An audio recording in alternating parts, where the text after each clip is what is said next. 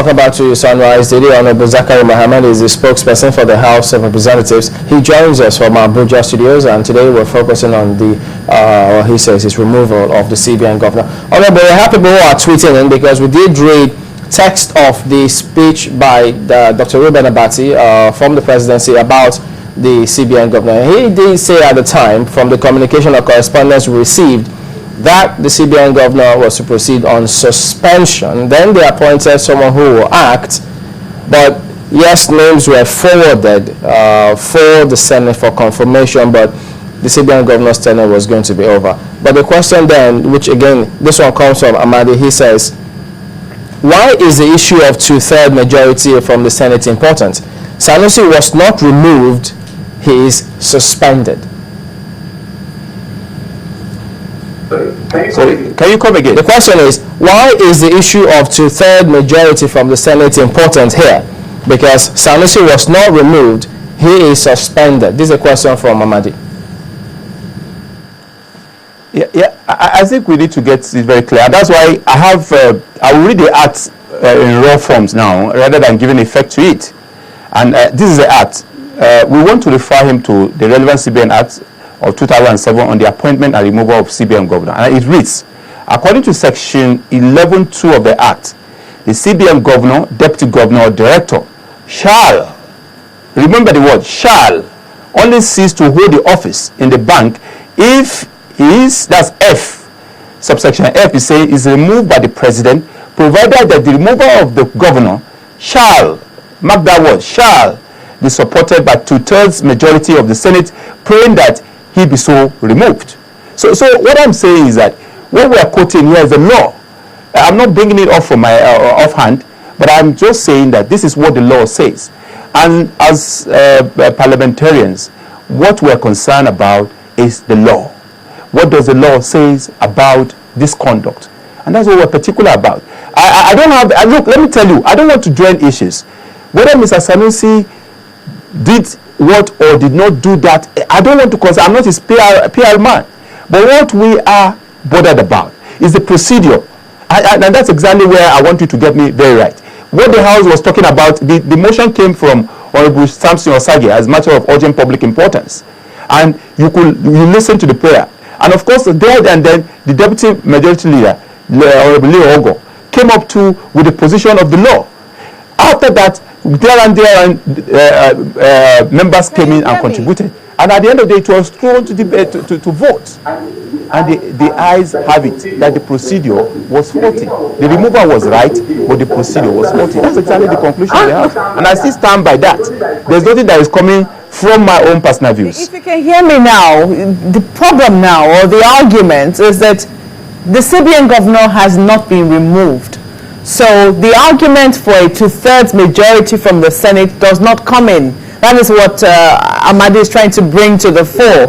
So I think I need to get... They do not agree that the CBN governor has been removed. Recognize suspension. Beg your pardon, sir?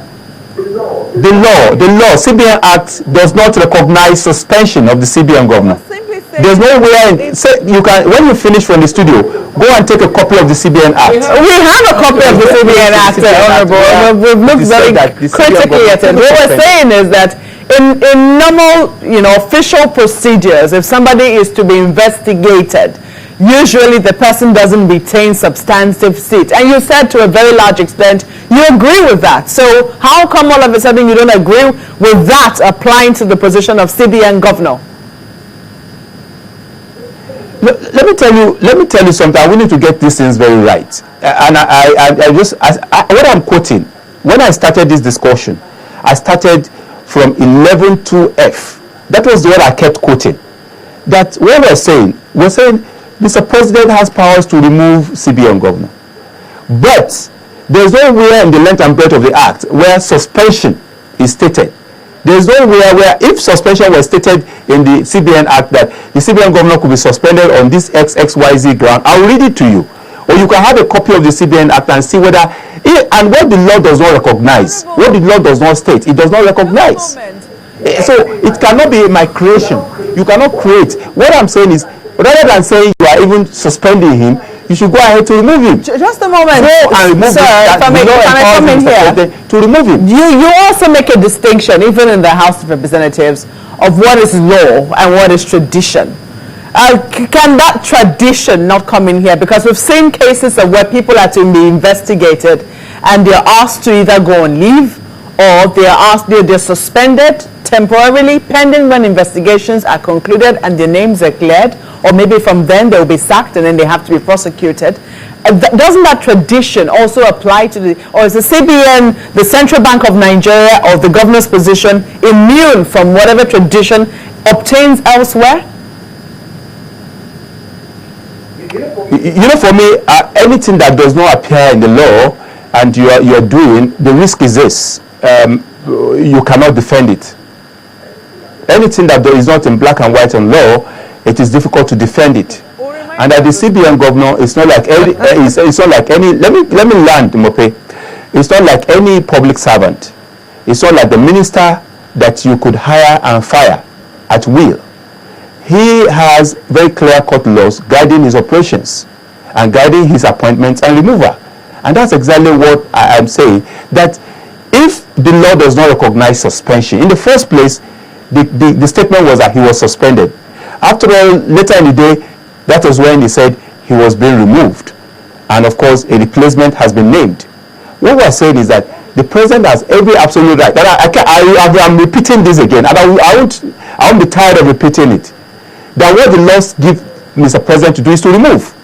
You don't have to even suspend. No, remove. But you have to take the two-thirds majority of the Senate to remove him, and you go ahead and rest his case. If it's for trial, you'll be trying him while the next man takes over when you send it. Is there anywhere in the CBN Act, either in section 11 which you cited, is there anywhere that it says the CBN governor cannot be suspended? There's no place where the word suspended is still clearly stated. Nowhere where they said CBN governor could be suspended. There's no, I've read it length and breadth of the act. There's nowhere where the word suspension comes up. Not even by a that's a authority? Can I get you? Not even by a competent authority. No, you know what I'm reading is the act. I have it in front of me here. In front of me too. I have the law in front of me, the act in front of me. Okay, but also, because tomorrow, what if the executive arm of government comes up and says, well, we only suspended the CBN governor, and then people thought that we removed him. Now, what if they then come up and communicate to the Senate, which we are not sure if they've done, and then they say, Senate, now we are trying to remove the CBN governor, having suspended him, or if he's still serving a suspension. If they do that, what will be your position? You see, let me tell you something. What the law says here, the way it is it appears as if this is how the law is saying. I want to remove Mr. X. You write a letter communication. I want to remove Mr. X from office for XYZ misconduct. I want the support of the Senate to remove him. The letter will be read on the floor of the Senate. Votes will be taken on it. Of course, the extracts, or of course, the votes and proceedings would not be served to Mr. President. On this XYZ letter, we have received your communication, and this is the stand of the Senate. Two-thirds majority has given you right to remove him. You go ahead. This thing cannot take more than a day. So what I'm saying is, if you are now saying, if that instance you're talking about comes now, it means they're taking it to the Senate for ratification. And when you are saying ratification, the law does not recognize the ratification, because what the law is saying, if you say removed by the president, is removed, that the CBN governor can be removed by the president, provided that the removal of the governor shall be supported by two-thirds majority of the Senate, praying that it should so be removed. It did not say by ratification. Ratification, you can take an action, then you can take it there for ratification to the Senate. If the words or the corners of the law were saying ratification, that's what you're saying will suffice. No, the thing now is that, look, since there's a lot of controversy and argument about what the federal government actually did, isn't the court the best place to resolve all of this matter, don't you think? So I can't get you. Isn't the court going to be the best place to resolve all of this, since you say there is nowhere that the act says CBN governor can be suspended, and there is nowhere that it says he cannot be suspended? Shouldn't the court be determining whether or not this action is correct? Okay, thank God that somebody says he's going to court out of them. Mr. Sanusi says he's going to court. We will gladly look forward to that, so that we know that will increase our jurisprudence. I'm not a lawyer, but I just know that for whatever it's worth, the court will be the best place to interpret, to tell us what the law is saying. But of course, to the extent that as lawmakers we have, that's exactly why we're making reference to 11. Mr. Zachary, if I may just come in here, sorry to cut you. Why not? It will strengthen our institution. The jurisprudence will be best for it. Lawyers will have precedents to quote, and the judges will have a lot of facts on their hands to quote on. So I think in the three arms of government, the arm that deals with interpretation, it's the judiciary, rightly. Yeah. Okay, Mr. Zachary, do you remember when the House asked that Mr. Sanusi be prosecuted? Let me tell you, Mr. Sanusi, I remember that the House and Mr. Sanusi, we had a running battle. And strangely enough, we're talking the way we're talking. Not because of anything. We are not fans of Mr. Sanusi, remember. Remember the issue of saying that so much money was being spent by National Assembly. And we said both the Senate, the House of Representatives, the House of the management, the staff of the National Assembly, the legislative institutes, in every year 150 billion is our budget, both our capital and current expenditure.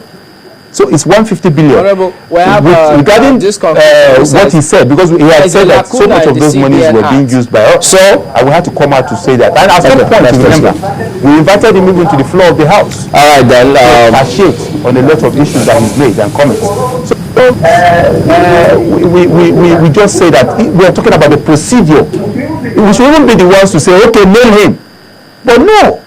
We're saying this isn't right. We'll have to let it go. I'm afraid that's all the time we have here today, even though there's a lacuna, and the National Assembly recognizes the doctrine of necessity.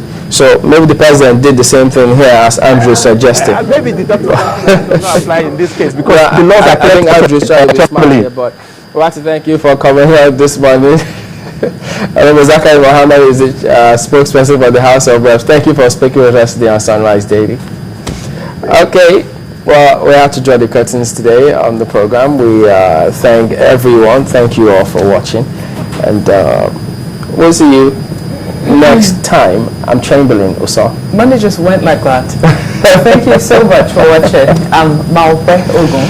And I'm Nelta Ibe. Thank you.